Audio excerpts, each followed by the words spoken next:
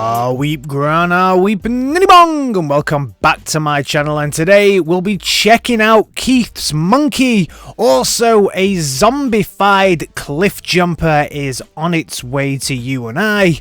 Star-studded Transformers animated movies are incoming, and who was the real bad guy in Rise of the Beasts? Of course, it's Unicron. All this and much more coming up in the next few minutes. And now the news. Don't touch that dial. First things first though, we check in with the team at Ramentoy, who are bringing us Marshall Bravestar, aka the Marshall, as they will be calling it going forward. And this is the toy of Marshall Bravestar that we had late 80s, early 90s, I think it was, from what I can remember. And the figures were always pretty cool. I actually quite like the TV series as well, which is why I'm covering this. And he looks pretty damn good. More articulation, and I think he looks a little bit older as well. I remember him being quite youthful looking. Here he's looking a little bit older, a little bit more ahead of his years, but all in all looks pretty good, pretty exciting. Head over to Ramentoy if you're excited about Marshall Bravestar stuff. Let Customs is still working on and actually has now finished the Metroplex that they were working on with the cell shading, and look at this absolute beaut. Yes, that is a figure, I promise you, not just a drawing of a figure. Combine those legs together and look at that thing of beauty. Let Customs, the best in the business. No doubt he will also release a video on his YouTube channel of how he's done this, and you should all definitely go and check that out, because as I always say, it is criminally undersubscribed and underviewed. Go watch Let Customs work. Absolutely fantastic. AC, the company I always get confused with APC because they also focus on Transformers Prime, released a cliff jumper not so long ago, and now they've recolored the cliff jumper into a kind of translucency fluorescent purple looking one to be the zombie cliff jumper. Now if you're a big Transformers Prime fan, you know that this is like this because at one point he comes back as a zombie, and this looks super cool. Comes with all the accessories that you'd actually want from this. I didn't actually pick up the cliff jumper from this. I always planned on picking the cliff jumper up, but never did. This might spur me on to actually go and pick that up because I love the way this one looks. Was the original any good? Let me know down in the comments. Newage Powerglide is on its way, and the box art is super cool, and on the back we get a lovely reference to the girl who loved him. KFC and Keith are bringing us a monkey, so they are going to show us their monkey, and this is their take on Apeface.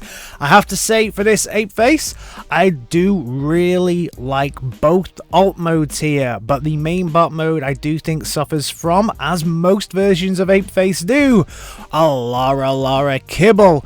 Monkey here looks pretty damn good, and then later on we'll see him here with these massive cannons at the back as well, and those arms are looking really good. The jet space fighter type mode here is also super cool, nice and sleek with two cannons on the back. Love the callback here as well to the chest plate with that metrics on the middle, but yeah, round the back, this dude is suffering from a lot of kibble. So when we go into the bot mode, you can see, yeah, is that a backpack or are things just hanging off his arms? I'm not exactly sure, but there's a lot going on around the back. How stable will this dude be with so much hanging off him? I don't know. I don't know. Let me know your thoughts on this one down in the comments. Do you think there's a lot hanging off the back of this one? I certainly do. One good thing though, as you can see here, he does come with a lot of accessories, including the shield that he would definitely need to have to be the full-blown Apeface that we want him to be, but also does look like he comes with some blast effects there as well, which you don't see too many kind of MP scale figures coming with. Are you stressed out? Do you want to grab an Autobot insignia and just squash it? well, now you can. So because all of this is in writing and a language that I don't quite understand, I'm not sure if this is a stress device or just a Transformers sponge. Maybe somebody can tell me down in the comments what exactly this is, but either way, you can squish it. So squish it. Robensen are bringing us another robot, another Prime. This will be the limited edition Rise of the Beasts Transformer Optimus Prime, which you're going to be able to control with your phone the same way you do with the other one. But I think I have a feeling with this one it's going to be like Bumblebee, and I had just got a gut feeling here that this one doesn't transform. That's my feeling. I've tried to find out if this one transforms, but I can't see it anywhere. Let me know your thoughts on this one down in the comments, especially if it doesn't transform, because I remember Bumblebee doesn't. I think this one is going to be very similar. The Ark has landed. As I mentioned before, the Transformers Ark has now landed and the restaurant is fully open, which means that we can look and see what is available. So we can see inside, and there's a little promo video that they had. The burger buns here are pretty cool. I do love them because the burger buns are with the Autobot insignia. You can also see there is a lot of places inside where you can buy merch, and they even do fried chicken. Now, I do like me a good burger, but some of these burgers do sound a little bit weird. So they have the black truffle Angus, which sounds nice. Obviously, that's made with the Aberdeen Angus beef. And then they also have a crab meat and avocado. I'm not too sure about that one. There's an Angus cheese, a crispy chicken, and the seaweed and cod. You can also get yourself some fried chicken, and it all comes with the fry containers that are in the shape of the Ark. I think it's really cool. There's all kinds of drinks and stuff like that, and on the inside there's places to buy figures and all kinds of cool stuff like that. So all in all, great themed restaurant. Some people did say in the comments of the last video that the food though tastes like absolute trash. So that's unfortunate, but it's a cool looking place. But let me know your thoughts on this one. Have you been? Obviously, I think this is over in Hong Kong, so this is definitely not something that I'll be visiting in the short term. But I would 100% be all over this if it opened where I live in Manchester. Please open one of these in Manchester. It is now 100% official, and we even have some kind of first images out of it and a title. We are getting Transformers 1, and Transformers 1 is going to be an animated movie. Yes, that's right, it's going to be an animated movie, not a live action one. We're going back to animation. And not only that, but it is going to be absolutely star-studded. The images that we got of Cybertron itself so far, these are just the first kind of renderings, but what we see here is the cast list so far. Now, fans will probably be a little bit up in arms because there are two main characters, or two main voices, missing. We will not be getting a Frank Welker, and we will not be getting Peter Cullen.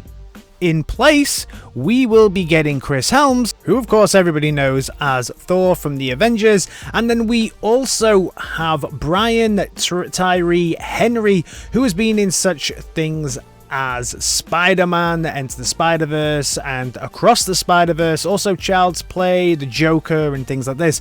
So a new age is beginning with new voices, so that will be interesting. Apparently it's going to go back into the history of Transformers, maybe see the rise of Megatron as well. Laurence Fishburne as Alpha Trion, yes, all over that. I think there's definitely some Morpheus vibe coming through for that one. I cannot wait that. But most probably surprising for me, Scarlet Johansson as Elita 1. Yes. I like the sound of that. So far, voice casting, I'm okay with. I think, there's going to come the day when Prime cannot be voiced by those two, and, Megatron can't be voiced as well by Frank Welker. So, yeah. Do we need a change yet? Did we need it right now for the first animated movie we've had in a long time? Maybe not. Only time will tell. We shall see. In the world of movies, though, that's not the only thing that dropped, because we got even more marketing material and hype trailers and all kinds of things for the new Transformers Rise of the Beasts. And one thing that is definitely confirmed to me is lips are back with a vengeance. Prime's lips, but also Wheeljack's lips. Good lord, on the toy you could just about make them out. On these marketing photography that we can see, yeesh, those lips are horrific. They definitely, I think somebody mentioned before that it looks like they stole the lips from Megatron in the War for Cybertron series. Yep, I agree. But of course, the main talking point this week was that trailer and the reveal that the big bad in Transformers Rise of the Beasts will in fact be Unicron.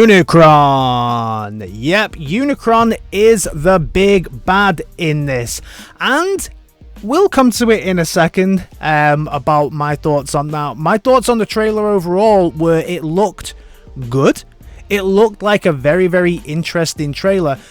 When I saw the battle scenes within the trailer, it really hit me with Avengers Endgame vibes. I just thought the way that it was filmed, the kind of filter that seems to be over it as well, it hit me with that battle at the end of Endgame vibes. Let me know your thoughts on that one. Did you get that vibe from it as well? Now, the voice of Unicron will be Coleman Domingo. So Coleman Domingo, if you're a fan of The Walking Dead and Fear of the Walking Dead, he's been in that for a while as Victor, and also he was in the Candyman reboot as well that we got a few years back. He's not a actor that I'm 100% aware of, so I had to look him up a little bit before doing this video, but nice. Okay, obviously we were not going to get Orson Welles to reprise the role, as long as the voice is deep and it's a kind of slow moving voice. It'll be interesting to see that new take on Unicron. I'm quite excited still for this movie. The trailer got me kind of excited, but test audiences? Well, test audiences are saying something different, and it is getting reported by some test audiences that Rise of the Beasts is an unwatchable mess. Fingers crossed it's not, but trying to blend all of these things together. And I'm sure I read somewhere that this is not a soft reboot. This is supposed to be a continuation of something and blending everything together. You can imagine if they're trying to tie all of the ties together, that it could become a little bit disorientating when you start to watch it. I'm still excited for this movie. I will still 100% watch this on day one, but yeah.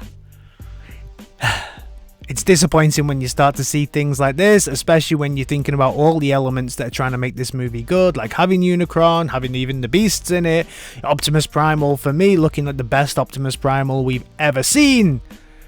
But then, you get that. Let me know your thoughts on this down in the comments. So that is everything from me today on this Transformers Saturday. If you're new around here, please think about giving me a like, a share, and a subscribe, and I'll see you in my next video. Alright, team, in a bit. Peace!